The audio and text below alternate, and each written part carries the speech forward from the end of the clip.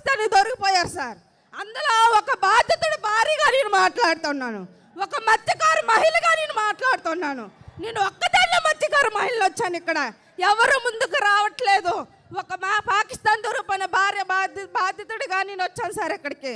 వాళ్ళు పాకిస్తాన్లో 14 నెలలు ఎంత నరకం అనుభవించారో మేము 14 నెలలు ఇక్కడ అంతే నరకం అనుభవించాం. నాలాంటి బాధ ఏ మహిళకి రాకూడదు, ఏ భార్యకి రాకూడదు, ఏ అక్కకి రాకూడదు, ఏ చెల్లికి రాకూడదు. అంత నరకం అనుభవించాం సార్ మేము. గల్లీ నుంచి ఢిల్లీ వరకు కూడా మేము వెళ్ళాం సార్. పసి పాప కుదిరేసి కూడా మా భర్తల కోసం మేము పోరాడాం సార్. మా పాకిస్తాన్ దొరికారంటే మా జట్టీలకు ఎందుకు సార్? మా జట్టీలు లేవు. మాకు ఫిషింగ్ హార్బర్ ఉంటే చావైనా బ్రతికైనా మేము ఇక్కడే బ్రతిస్తాం సార్.